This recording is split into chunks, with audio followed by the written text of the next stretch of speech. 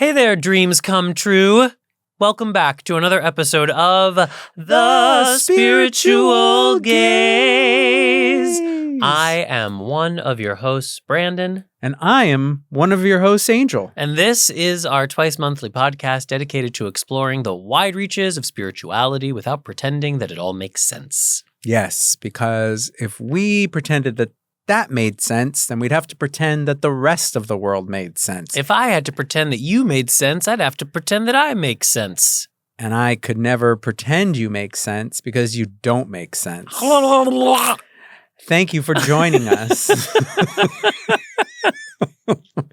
We are coming to you from the midst of a Mercury retrograde. We're taking a risk. We're taking a gamble. We really are. We've got Andrew in the control room holding it down. Whoop, whoop.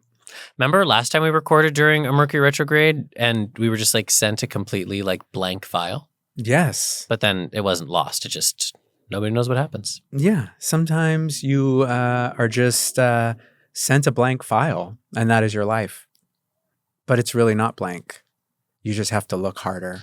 Well, that's like a magic eye book. You have to dig deeper. Yeah. Okay. So use that, everyone out there. Wow. Angel's got his guru voice on. Remember to dig deeper. Makes me uncomfortable. Why don't you tell everyone who you are? I'm Brandon Alter. I'm a queer, non-binary spiritual healer. I am a tarot reader, an astrologer, a teacher of said modalities, and a writer. And a mess. But a fun mess. That is true. A gorgeous mess. Who are you? I'm Angel Lopez. I'm a straight bro. Gross. And I'm just out here talking about things. Whoa. I'm your spiritual gay bro. Dude, what are you doing? I don't know. I am very queer and I am an astrologer Yes. and a teacher and healer of metaphysics. And I am a writer and occasionally a film producer. And we're also avid reality TV viewers. We are that. We're couch rotters. Gross. Well, that's what the kids say. Oh, do they? Yeah, they're I'm just going to rot today. And that just is when you're on the couch, scrolling your phone, half watching a thing. I don't like the word rot. Okay. Well, you don't have to use it. Okay, good. But yeah, we are that. Yeah. But we are many things beyond that. Well, I know. We just listed a lot of them. I know, but there's even more. Dig deeper, Whoa. Brandon. Oh, goddess. Dig deeper. Why don't you just take us into your check-in? Dig deeper. Okay. I got some very exciting news today, but I can't really talk about it. Oh. So I'm going to be under embargo? I'm going to be cagey, but I'm also going to try to be vulnerable and authentic. Okay. Well, it doesn't involve you starring as the new Elphaba? No, that's in the new touring production of Wicked? That's not me. That's not me. Oh. Even though I do an amazing Defying Gravity. I haven't seen it. Wow, that's rude. I do it in the shower every other Tuesday. Just kidding. So rude. I prefer your gold. I got some really exciting news about my musical.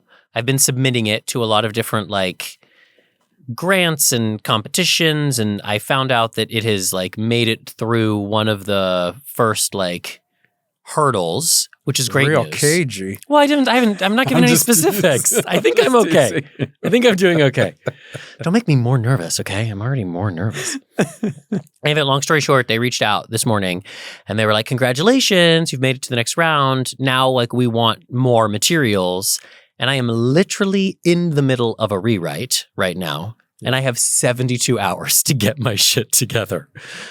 So I'm feeling a little under the gun, but I'm also trusting the process. I know that mommy works best with a deadline. And it's not like I have to write the whole thing from scratch. This is my fourth or fifth draft. I've lost count at this point. And I know what I want to do. I just need to carve out the time to do it. And it's interesting because I've had weeks to be carving out the time to do it, and I have not been. I have been just doing anything but writing. Rotting. I've been rotting instead of writing, and now I had to like cancel all of my plans and all of my clients because I literally have 3 days to get everything together. Yeah. But the timing of it feels really interesting because tomorrow I have had scheduled for weeks a recording session with all of these vocalists who are going to lay down vocals for the first 3 demo tracks that I've been putting together with my producer, Xander, who is amazing. These tracks sound so good. So that's exciting because I'm going to have these completed demos to like send in. Yeah. But that's also one full day of writing that I don't have because I have to be there directing vocalists. And last night, I had a dream that there was like a reading of the musical happening, and there were like there was one song that was so good. It's not a song that exists in ordinary reality. It was just in the dream, and I was like, "Oh my god, this song is so good!" And when I woke up, I couldn't remember it. But I just thought, like, what are the odds? And there are no odds. Like, this is just like how it's happening. You know, that I would have a dream about the musical because I don't dream about the musical that often, if at all, really. So that's my check-in. If you want something done, give it to a busy person. So that's about to be me. I'm probably not going to get a lot of sleep. I'm just going to have to. Right. But the other thing too is that I know the writing process is iterative. Like you just keep doing it and you keep doing it. And every time you do it, like you get closer and closer. But I sometimes will not have the perfect solution to a problem. And then I get halted. Like if I don't know what to do in one scene, then sometimes, because I write pretty chronologically, like I start at the beginning and I go all the way through to the end. I don't have to write that way. Like at this point I could just like, I could helicopter in and helicopter out. But I was just struggling with this one part and I was like, maybe I need to do some more research. So I like got some books and I've been slowly reading this book about one of like the historical figures that one of the characters is based on. And I'm realizing that while that's important, that's also a form of procrastination because it's never going to be perfect. And I just need to sometimes you just need to write something that's imperfect because it gets you to the next thing as opposed to just like being in limbo interminably, which is kind of where I've been for like the last couple weeks.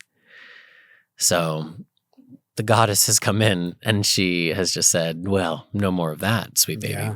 But it is Mercury retrograde, which is a good time to rewrite something. Completely. So I have that at my back. And I'm just excited. Like it was just exciting to see the name of the musical in an email. I was like, oh my God. I was like, somebody knows it exists. I feel like that was fast too. It was fast. I'm wondering if they're going through submissions alphabetically. Oh, maybe. Because my musical starts with an A. I don't think they'd probably invite people to the next. No, they said, don't talk about it because we are still inviting people through like the next month or two. So don't talk about it. Well, you broke that. Well, I'm not talking about it. It could be anything. Embargo broken. I'm being very cagey. Can I just say it? No, do not say it. How are you? What's your check-in? What is my check-in? I'm well. I'd say I'm well. Wouldn't you say I'm well? Don't you think I'm doing really well? Yeah, you're doing well. You're doing great. Thank you. I'm doing well. No, you are doing well. You're doing really well. I'm doing well. I'm really proud of you. I'm doing well. Okay. I'm doing well. Thank you, Julianne Moore. I'm doing well. Okay. Thank you, Amy Adams. I'm doing well. And thank you for reflecting that back to me. Yeah. I appreciate it. I was very proud of you. I was very proud of being your partner and husband this weekend. Why? What did I do? You're just like a really good person. That's so sweet. And you challenged me to like be more like patient and compassionate and forgiving. Wow. Than sometimes I would be. Thank you. Yeah. That's so nice to hear. I think because I have a lot of fixed sign energy, I can hold a grudge sometimes. It's my Aquarius Scorpio placements. You can be Tamara Grudge. I can be Tamara Grudge. No, never that bad. That's my opinion. But I can be a little grudgy sometimes. Yeah. Yeah. Anyway, you're doing well. Tell me. I can be kind of grudgy, but my grudges don't last very long. No. Or at least you forget about them. I forget about them. Yeah, you forget. Yeah, I like to move on. Yeah. For things in general. Because you're very present. I am a very present human being. So I like to be present with my emotions as I'm going through them. and then I like to say goodbye to them.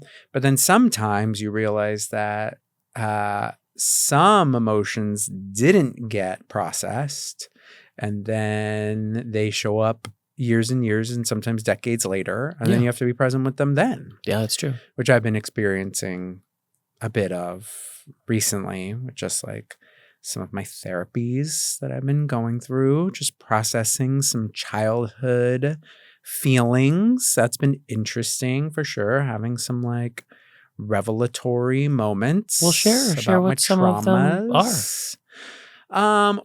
Share trauma dump on everybody. Yeah, I don't want to do that. Nobody wants to hear that.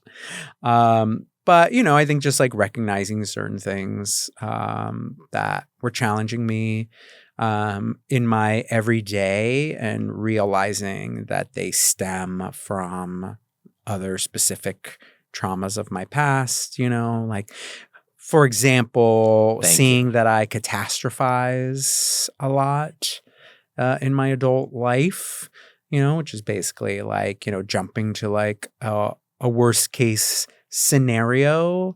But I've really begun to see how that is attributed to just a mentality that was born out of experiences I had as a kid, very specific things that were told to me or that I experienced, and that I just never really looked at close enough and just kind of was storing. And by looking at some of those things, I do feel like it has helped me lessen some of the catastrophizing. I feel like I'm not holding on to those darker worst case thoughts when they show up. I'm just kind of like, all right, let me just keep going here. You know, let me not get stuck here in the darkness. Like, there's only one way, to get back into the light, and that's to keep moving through the darkness. So, well, they say when you're going through hell, keep going, right? Yeah. Don't like sit down and be like, oh my God, how did I get here? Yeah, don't sit down. Everyone. Don't have a picnic in hell. Dig deeper. Will you say that in your guru voice? Like, that's really wise advice. Which? Don't have a picnic in hell. Don't have a picnic in hell. Thank you, guru. You're welcome. So yeah, I think that's like a big part of things. I also feel like I had a really interesting, like, Dia de los Muertos, just like experience that Addendum. I recognized. Well, you know, I too have been working on a project and a writing project, and sort of did my own version of taking it to the next level by essentially like getting it out into the world to strangers who've never heard of it or read it before. Yeah, you're just at the grocery store handing out copies of it, right? Exactly. That's I'm just amazing. Airdropping it to just people at like the Bristol left and right. Farms in like West Hollywood, just like handing it out. Mm-hmm. Just read me. No, it's just like it's starting to go out to industry people, and you know that is I mean, that would, I guess, just like normally be scary, but I'm actually like just kind of forgetting that it's happening. I'm trying not to focus on it. But what I did, somebody could be reading it right now. Yeah, somebody could be reading it right now. Somebody could be laughing at your jokes. Yeah. Crying at your pathos. That could be happening. Literally. Struggling with pronouncing some of your characters' names. That is true. That could also be happening. Yeah. But, you know, we did make an ofrenda for Dia de los Muertos. And should we say what that is, just in case people are like, what's an ofrenda? Sure. I mean, it's basically like an altar, essentially, honoring those who have passed. And you do little like types of offerings, flowers, photos, things of that nature. Things that those people would have liked. Yeah, like little, just like treats. Yeah. And actually, what would be a treat for you? Like when you pass, and your descendants have to like leave an offering for you at the ofrenda. What are they leaving? I mean, I guess I could just like make it easy, and you could just put like an oatmeal raisin cookie. Oh, that's true. You do love an oatmeal from Erewhon. I do love the Erewhon oatmeal raisin cookie. Yeah, that's which very just, good. Really shows how basic I am. But that's because I haven't found, or it could be, honestly, the one I prefer more Levain. is Levain's Oh, get a oatmeal. Levain oatmeal raisin cookie. That is just like cake. Yeah, it is a very good cookie. If there was one like more like closer to me, I would get one. All right, well, I'll get you the one next time I'm in Larchmont for therapy. You should just be getting the one. Okay, I'm sorry. All the time. All right, well, I'll go more often. I didn't know. You do know. It's well, my I just don't want to overwhelm cookie. you with cookies all the time. Sometimes I get upset when you bring cookies home for me because I'm like, oh, I'm trying to be good right now. Like, stop tempting me with all these good things. That's true. So I just never know what place you're in. I appreciate that. Yeah. You're not going to ask me what I would have my descendants leave me? Or sure. Do you think you know? What would yours leave you? What do you think it would be? Jewelry?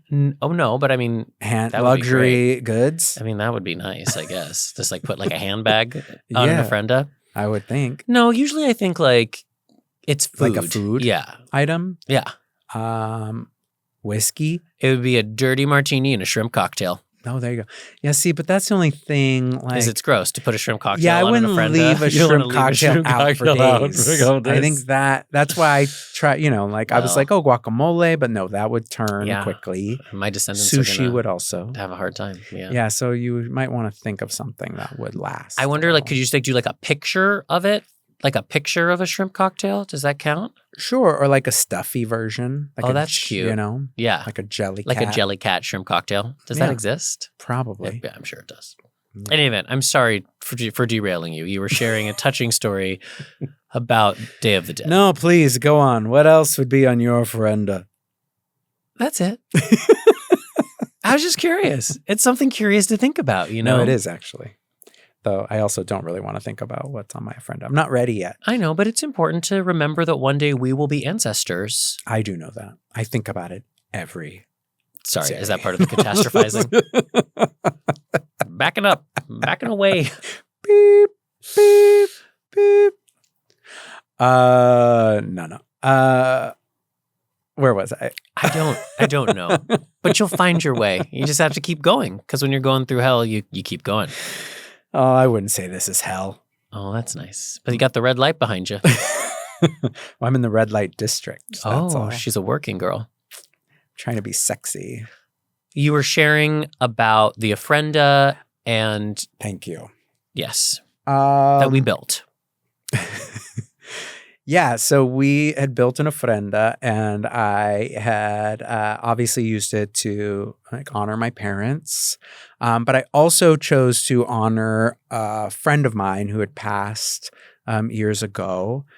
Her name is Angelique, and she is someone who is very special to my spiritual path, and I particularly engaged with her just spiritually and verbally around this writing project because there's a character in it that is very sort of heavily influenced by her and my relationship with her.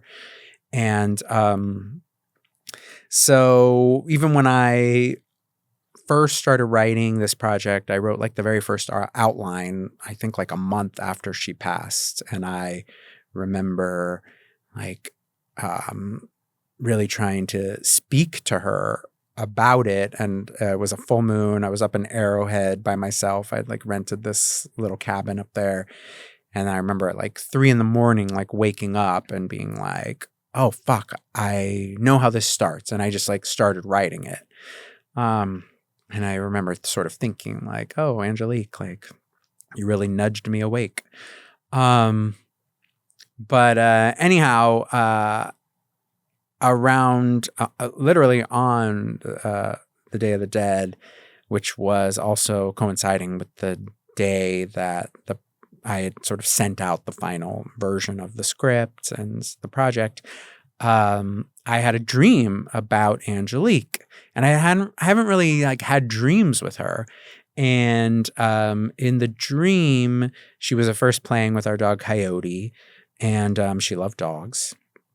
But then like the dream kind of like went to this place where I was like, we were like in a house and I was like showing her like her bed and like, this is a bed for you. And she was like, oh, it's so comfy. Like, I really like it. I was like, it's going to be good. It's good for you. And she's like, no, this is great. This is a perfect bed. And she like was getting all like cozy in it. And I was like, oh, it's so cute. And I remember like waking up like, that's such a random dream to have about her.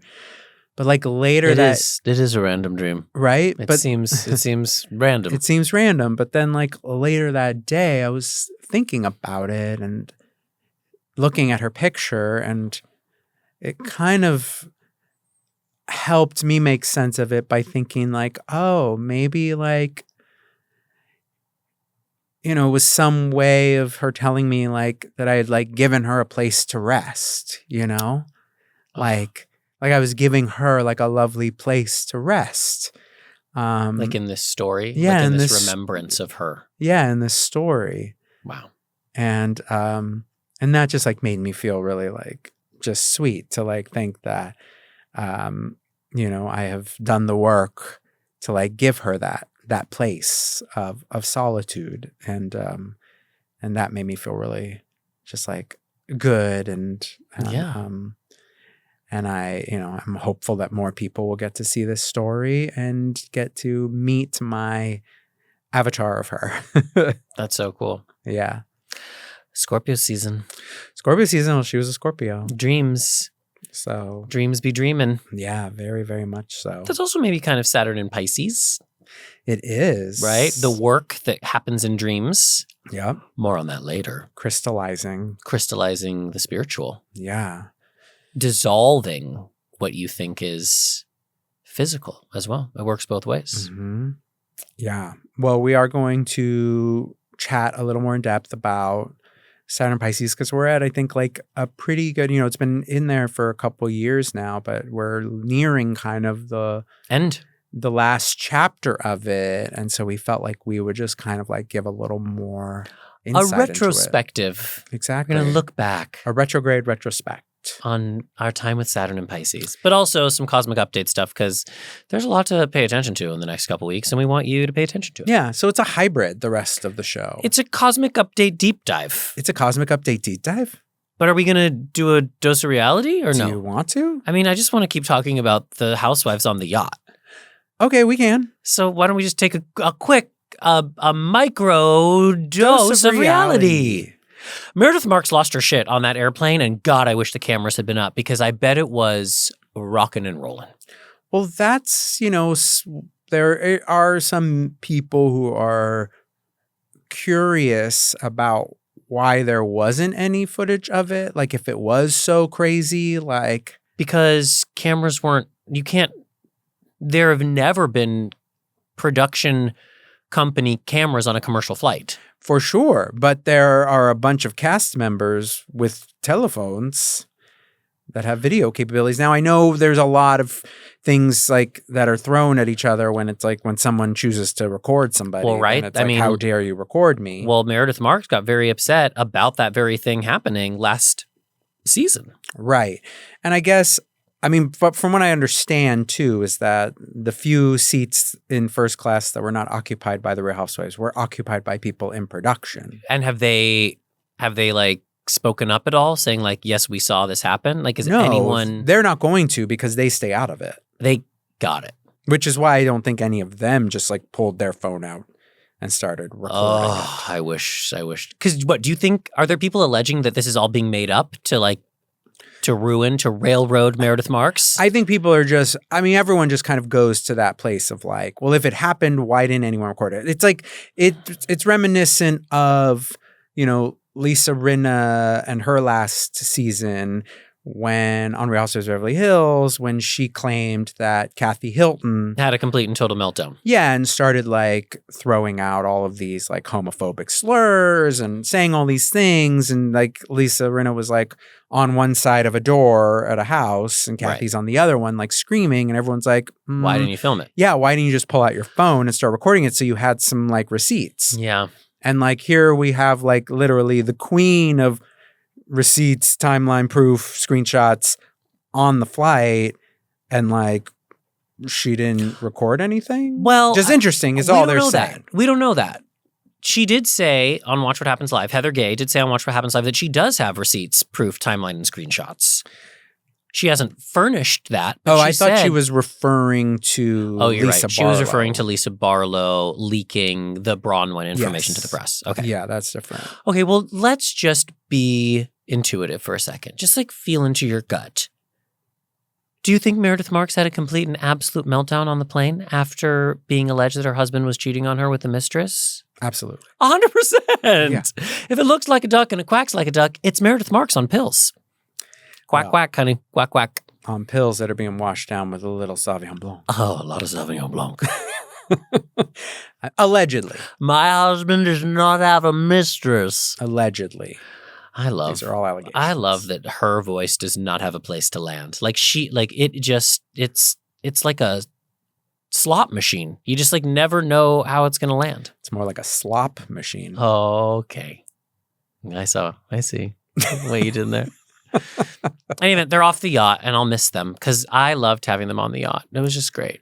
Yeah. It, I think, gave birth to, I'm sure, some sort of new tradition that will occur with housewives moving forward. I know. More housewives on yachts.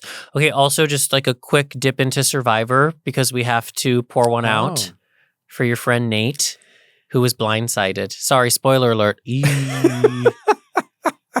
Who was blindsided on last week's episode. Yes, yeah. Gone too soon. He really was. Gone too soon, Nate Moore. Played a classy game. Yeah, he did. He played a good game. I do think he played a smart game. Yeah. Elegant. You know, yeah, I don't think he he probably could have pushed a little harder. But it's in certain hard. areas. Yeah, it's hard to push that much early on, Like the merge is really the first time that you should start to let people see a little bit of game, because if you start to do game too early, people think like, oh, they're playing too much game. Like we got to get rid of them, Yeah. It's a double-edged sword. Yeah, completely. But I think in reading some of the exit interviews and having chatted with him some, he definitely was up against it, just feeling like he was out of his depth just from the fact that everyone there was more than a decade younger than him. So he felt like he didn't really have anyone who he could fully relate to. He was fighting that, which I can understand. I feel like that makes a lot of sense, to feel like you're the odd person out. Yeah. When everyone is again, at least a decade, if not, I think 2 decades younger than him at the For sure. game at that point. Yeah. That's hard. Yeah. Which in all honesty kind of makes me miss when I feel like the age demographic of the cast was even more broad. I felt like you always kind of had more than just 2 or 3 people of over 40. Yeah, for sure. But this season felt like it was primarily people who was the one 32 woman, and younger. Who was the one woman that was 60, but she told everyone she was 40? And Sue. Sue! And it was clear that she was not 40. Very clear. I loved that, though. She was fantastic, though. She was That's a great me. player. I mean, she made it to everyone that I'm Gen Z. Yes. I don't think anyone's convinced. But I would have worked real hard on Survivor. You would have worked real hard. I would have been like, hey, squad, you're so cinema. These vibes are lit. Yeah, then they would all be taking bets on Lit? whether you were What these vibes are? fire. Fire. I'm so old. Fuck. You're lit. I would pass. Uh-huh. Uh-huh, sure. Yeah. They'd be like, oh Totes. my God. Oh my God, Angel's so Gen Z. You're so Is he Gen Z. 24? Yeah. I'd be like, oh my God, you guys, do you want to go to the Tate McRae concert? I actually don't even know who that is. Addison McRae? Addison Rae. Tate McRae. Well, Addison Rae is one person. And Tate McRae is another person. Okay. I only kind of know the first one. But did you hear the Robin single that dropped today? Of course, I sent it to you. Well, yeah, but I already listened to it before you sent it to me. I was counting down. I mean, I woke up this morning and I was like, where is it? It didn't drop until like 10:30 a.m. Noon. Yeah, it dropped in. Oh, no. Yeah, 10:30 already. Oh, it's so good. I know. It's fantastic. I'm so happy she's back. Any event, let's head into this episode's Cosmic Update Deep Dive. Boop, boop, boop, boop, boop, boop, splash. Alrighty. Orient us in the cosmos, my love. Well, we have definitely had a lot at play. We do have the Mercury retrograde. It's happening. As we've discussed. It's retrograding. We're feeling it. Still in Sagittarius, or has it backed up into Scorpio yet? No, still in Sagittarius. Okay. Actually, I mean, as we speak, conjuncting Mars. Okay, so let's not get into a fight because it would be brutal. Why are you saying that to me as if I would instigate a fight? Because you're in Aries. Oh, really? Yeah, you're Mars ruled. Is that just because I'm wearing the sweatshirt that says Aries? I mean, did you you're... do that on purpose? Why are you fighting me right now? That is funny. Did you think about the Mercury-Mars conjunction when you put on this sweater to communicate your martial quality? I didn't. Well, it just happened because that's astrology. It just happens. It's literally Mars in Mercury. Like, yeah, they're like combining. It's like I know. the words of It's Mars. written out. Good work, Angel. But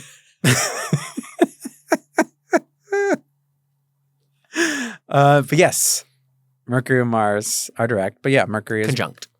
Are conjunct. But yeah, Mercury is in her retrograde phase. She's there. She's moving backwards. Feeling it. Everyone's feeling it. And we've had like some shifts because we've had the Jupiter station retrograde as well, which we'll talk about. I think let's talk about that at the end because that is part of our deep dive. Yeah, is into the Saturn of it all. Okay. But we've also had Uranus re-enter Taurus as well. So it's definitely been like a week of like just big shift energy in general. Yes. And I do feel like the world has been showing that. How so? In shift. Exactly. We don't have to go into detail. Okay. But, we are going to see Mercury re-enter Scorpio on the 18th. Okay. So we're slowly backing our way towards Scorpio again. And that feels like big secrets revealed. Yeah, I agree with that. A piece of the puzzle that like you didn't even know. Yeah, but I think we're getting some information now with Mercury and Sag, right? We're getting some truths. We're getting some ideas. Yeah. We're getting some things, some notions. For sure. But it's what like, could be. It's like you're mapping a house, but you don't know that there's like a secret room. Right. That won't happen until Mercury's in Scorpio. Yeah. So you don't know what you don't know. So you're getting information, but there's a missing piece that you're not even aware of, and it's going to blow your mind. Yeah. Yeah, I think the clarity of that should be interesting. So important, I think, for everyone to consider, like where you have, if you know your chart, where you have like the Sag Scorpio cusp at, to just kind of get a sense for yourself of like, what area of life could that be highlighting? Yeah, like what conversations are happening around those themes. Yeah. I mean, interesting for me, it's like the 8th house, which is the house of like psychology, So here I am already talking about my therapy. Yes. Like going back but when don't into you? it. I know, it's fair. But, but I've, as I think it's a little different now because I have started with this new therapist and I do feel like you're going deeper than ever. Yeah. It's like plumbing into like some more interesting depths than I had been previously. For sure. Where is it for you? It's my 8th and 9th. Wait, the cusp is in both? Well, no, it's. Where is the actual like 0 degree, 29 degree spot? In your 8th or your 9th? I don't know. I don't know. Oh, wow. I don't know like where every degree in my chart is. Oh, really? Yeah.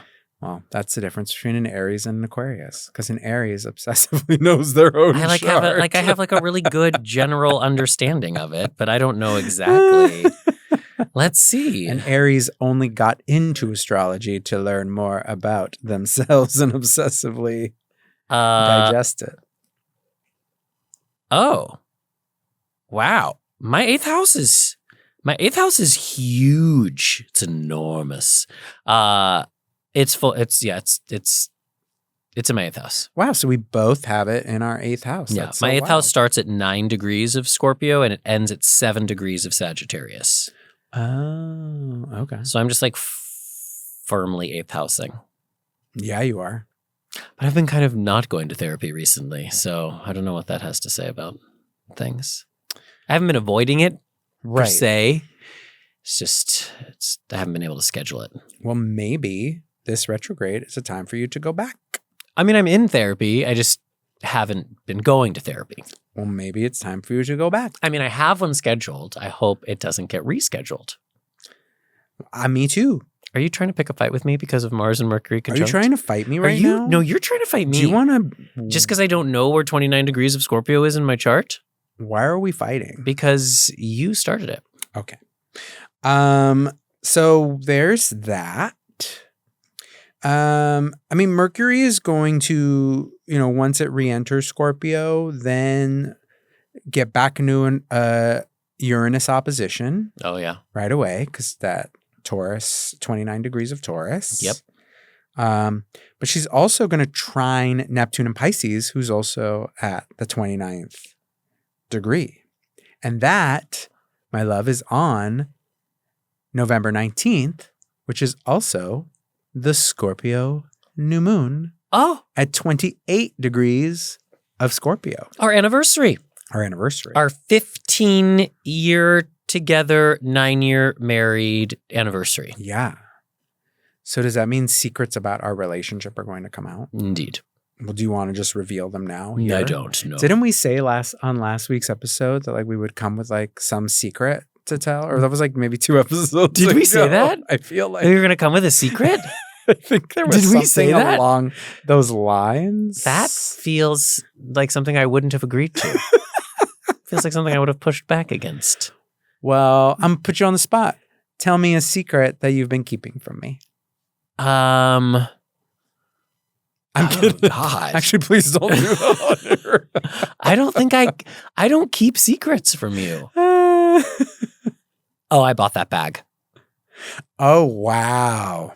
Secrets revealed here on the Spiritual Gaze. And it's probably going to be a nightmare because I bought it during a Mercury retrograde. So we'll see what happens. Wow. Yeah, I did. I bought it. I'm shook. What secret are you keeping from me? I don't keep any secrets from you. I tell you everything. Uh-huh. Okay, so... Oh my God, so I did it, but then you won't? That doesn't seem fair. Well, in all honesty, I don't actually think I have any secrets from you. I didn't think so either. But then I realized I did. I mean, yeah, I don't think I... Am I naturally more... Oh, that artist I met the other day, yesterday, I slept with him. Oh my God, you're so stupid. But that's not a secret because it's all over the internet. Oh my God.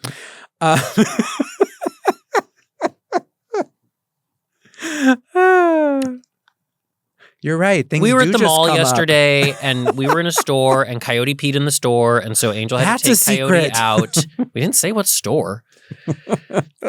And I wasn't done in the store. So Angel was just out in front of the store. And when I came out, he was chatting with this kind of young, cute dude with a really cute dog. Right. And I was like, who is this? And I said, he's an artist. He's an artist. Look at his stuff. I was following him on Instagram so I could see his art. Okay.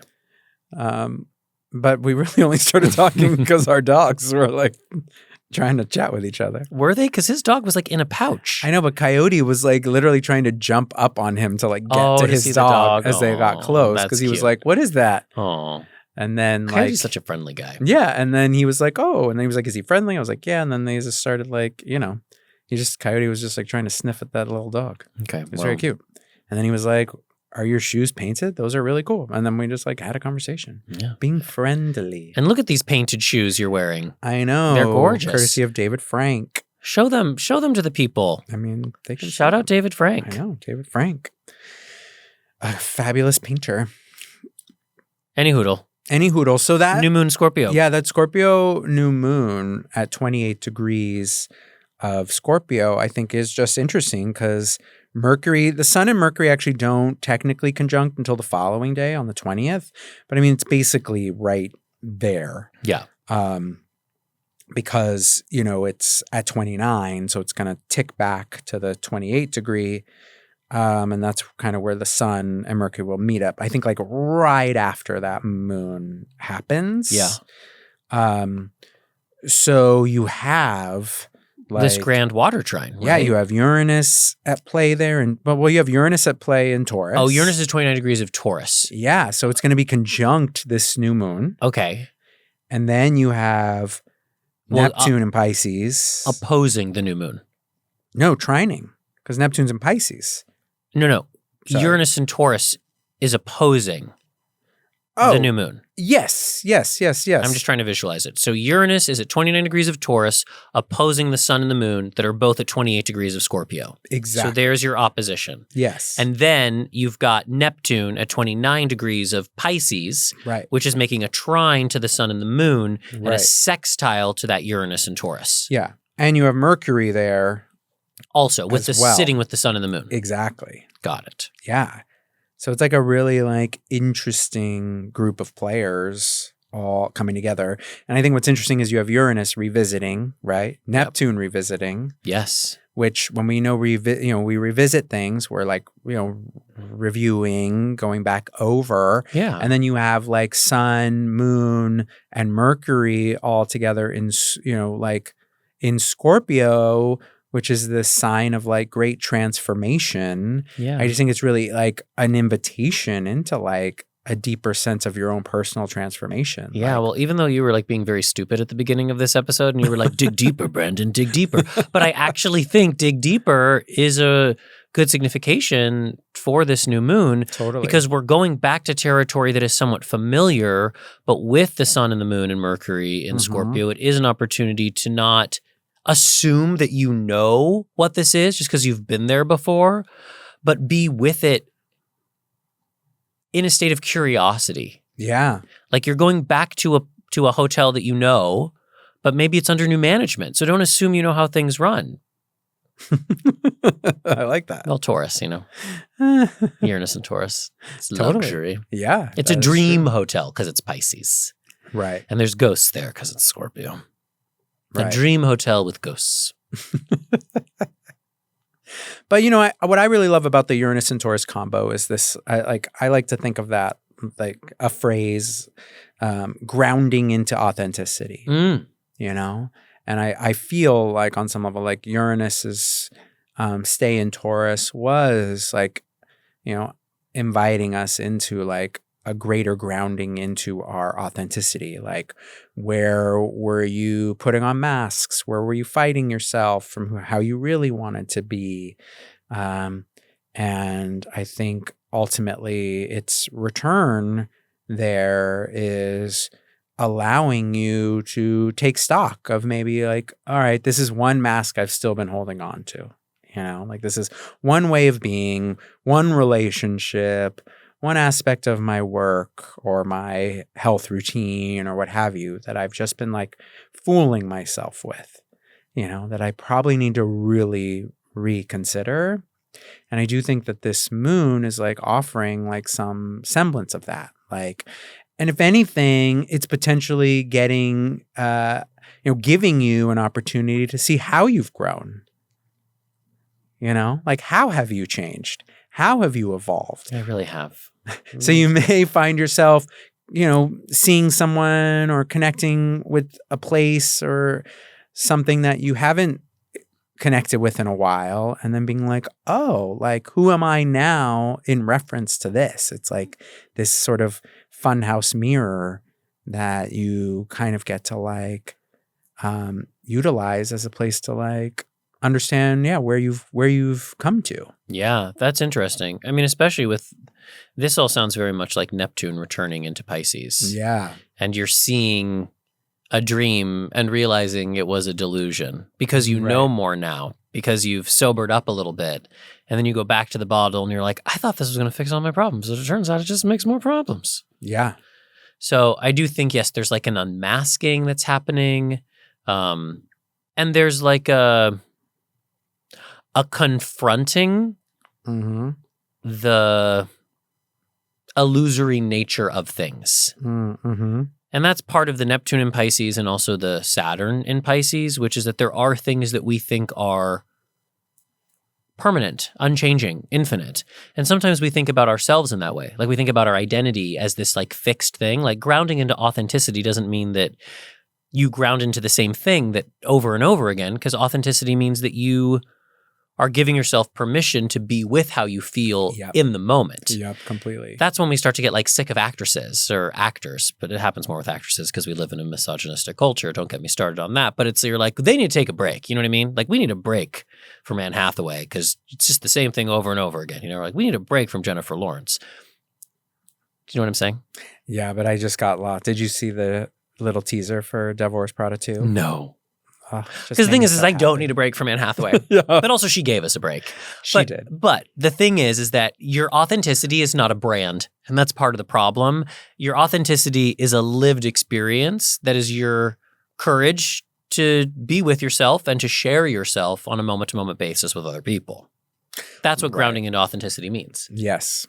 Yeah, I like this, what you're saying kind of about like how authenticity is about like keeping in touch with your evolution. Yeah, you know? It is. Yeah, but I think that's why like the whole idea of authenticity can be so annoying. Like it's become such a buzzword, right? Like be your authentic self has become such a like buzzy phrase. Yeah.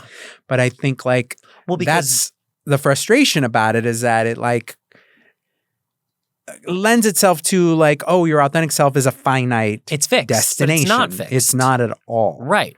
So there are aspects of all of our identity. There's aspects of all of our spiritual practice. There's aspects of all of our dreams and creative pursuits and romance. These are all Pisces themes that Saturn in Pisces has been dismantling for us, saying like, you think this is so like fixed, you know, like you think this is so solid. Guess what? It's not. No. Who are you without this? Yeah. Who would you be if you weren't, you know, such a Anne secret Hathaway. keeper or such an Aries or, you know, any of the things that you really plant the flag in of self. And maybe some of those things are still true. I'm not trying to take away those things, but important to just like inquire deeply. Is that still true? Yeah. Don't fuck with my brand. No, I won't fuck with your brand, but I'll speak honestly about my own, you know, which is that like as we move through our lives, certain things get dialed up and certain things get dialed down.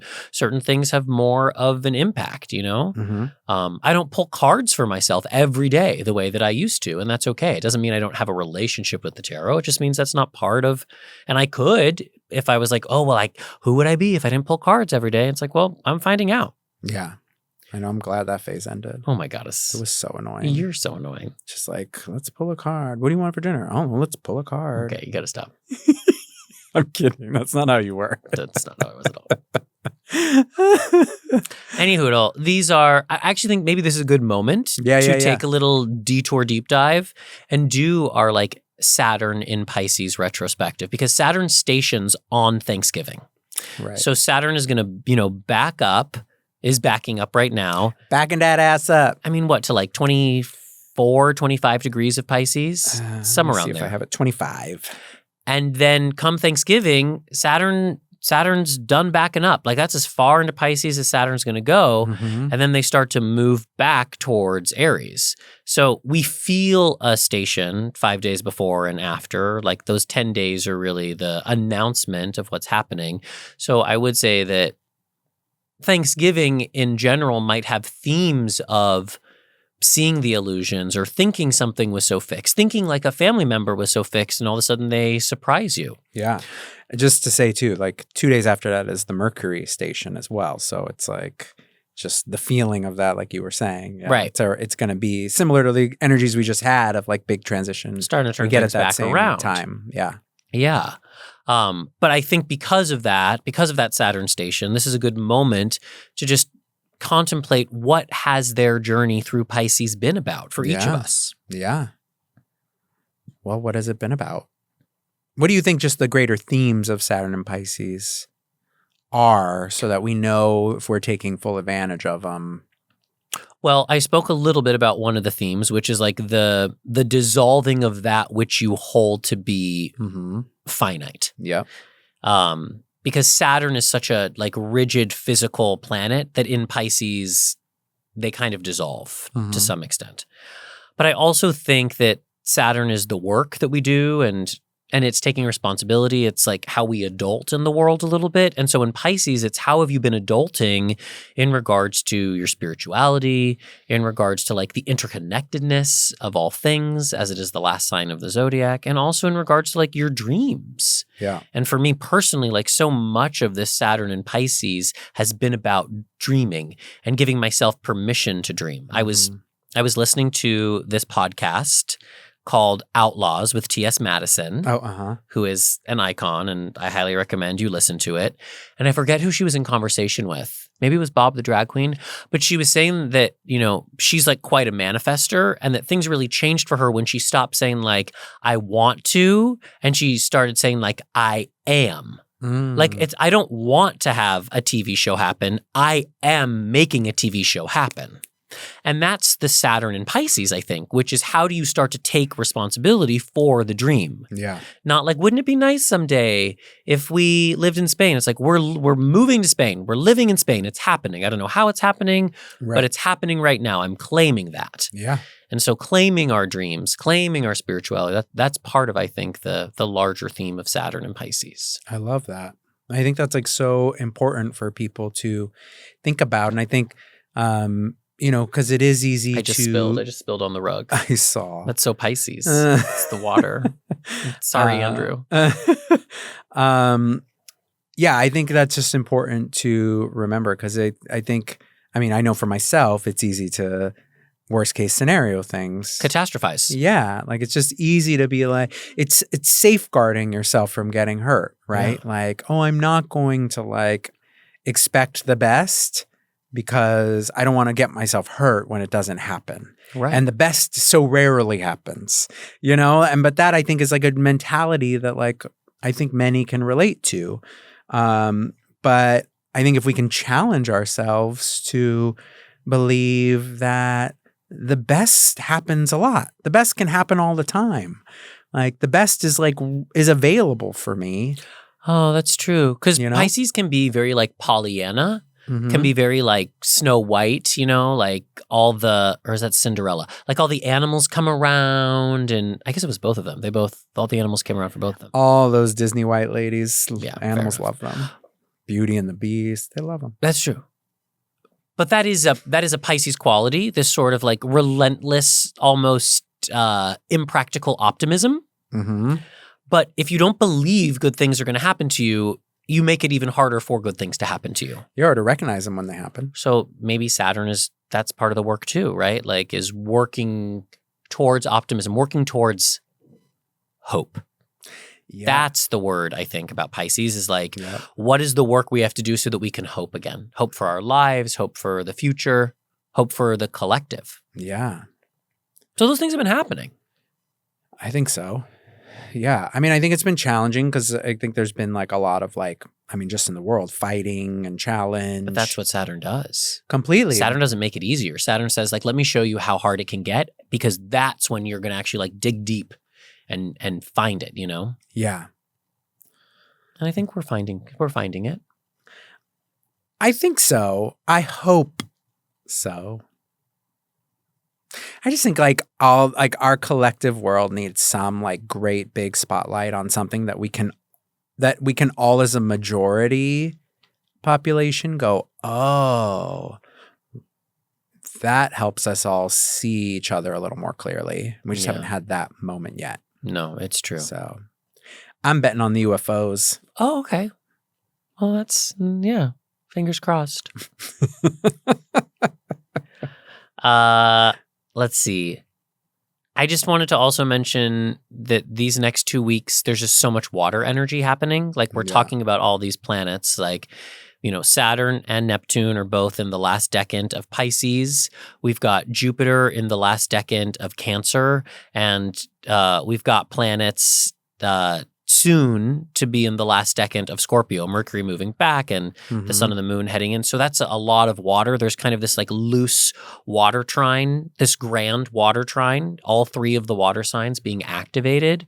Yeah. And so that means that emotions run high. So many emotions. But it also means that like intuition is high, and water signs are very relational. Yeah. So this is a time to also explore your relationships and to rewrite, because of the Mercury retro, to rewrite some of your relationships. Yeah. Which doesn't mean that like you're like ghosting people, but it's like reasserting yourself, not assuming that just because this is how somebody's always been or this is how you've always been, that it can't change. Can I also offer like... You can't. Please stop talking. Really feel your emotion, like your relationships is actually what I want to say. Really feel your relationships? Yeah, really feel your relationships. Like touch them, touch people? No, like, we can be in relationship with people, but sometimes they just stay there out of habit. Yeah. And we forget to actually feel into the relationship where it is now. Yeah. And if you can like pause to really feel the relationships that you have, you might be like, oh, I feel disdain for this person, or like, where's the love? Like, you have to like challenge yourself to really feel into everything, because as they say, you got to feel if you want to heal, That is what they say. That's what they say. So I think in order to like heal yourself, heal the relationships you're in, you have to really feel them. But that also just like gives you a real like sense of clarity around, oh, where am I right now? And what do I need to change, evolve, transform, Scorpio, in order to move forward in a more authentic, grounded way. Yeah. And what receipts, timelines, screenshots, proof do you need to throw in some people's faces, Scorpio? Do it. Be a detective. Yeah. Dig deep. Slay. Dig deep, angel. Dig deep. Will you dig deep? This week, the spiritual gaze, dig deep. Yes. Speaking of digging deep, let's take a moment and pull our tarot card for the episode. So wherever you are, you get to take a moment to connect to the sound of these cards. And if you have a question, if you're struggling, if you're curious, maybe you're thriving, but you just want a specific message, give yourself this opportunity to ask, to open up. And just trusting that this message will resonate no matter the future, place, or time to which you listen to this episode, because time is an illusion. Time is a dream.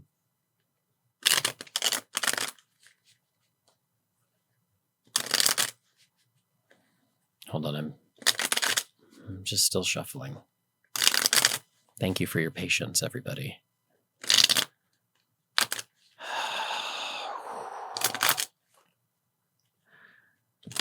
I just feel it. I just feel it when they're ready. It's just like a door opens and the door just opened. Oh, the King of Swords. Hey. So this is interesting because this is fire and air, like this is the great orator of the deck. This is giving yourself permission to speak and teach and write. But we know that Mercury is retrograde. But again, I think we have to evolve or like develop a little bit more of mastery around what Mercury retrograde means, which is like we're revisiting things so that we can re-articulate ourselves better with more knowledge. Mm-hmm. And so this is an opportunity for you to like speak up about your experience. The King of Swords is you when you sit in a place of authority. And we all have authority over something. We all have expertise or mastery, even if it's just over our own life. Angel was talking earlier about how they're digging deep in therapy because you are an authority over your life. You are the one that has lived it. And from your life, you can share your experiences, what you've learned, the great teachings. And so maybe this is a moment for all of us to think about what are some of the teachings that our life has to offer the world. Like if your life as it is right now, I'm not saying it's over, it's nowhere close to over, but right now, this is an act break and we think about your life so far, what's the moral of the story? What are the teachings? I've said this before, but I haven't said it in a while, which is if your descendants were to sit around a fire and tell the story of your life like it's some great legend, what are you the arbiter of? What are you the god or goddess or godex of, right? Like, what is the thematic significance of your life so far? And by crystallizing that and then starting to share it, maybe you can like live the legend of your life in real time. Beautiful. So what is your legend? Live it. I'm the god of good vibes. You know what? You are. Thanks. You're the god of cartoon characters come to life. You're a joy guide. Thank you. Yeah. Well, I hope we have both been joy guides for you. Thank you so much for listening, for tuning in. You can always find out everything you want to know about The Spiritual Gaze at thespiritualgaze.com. You can find us on the Instagram or the TikTok. Until next time, this has been your transit through the spiritual gaze.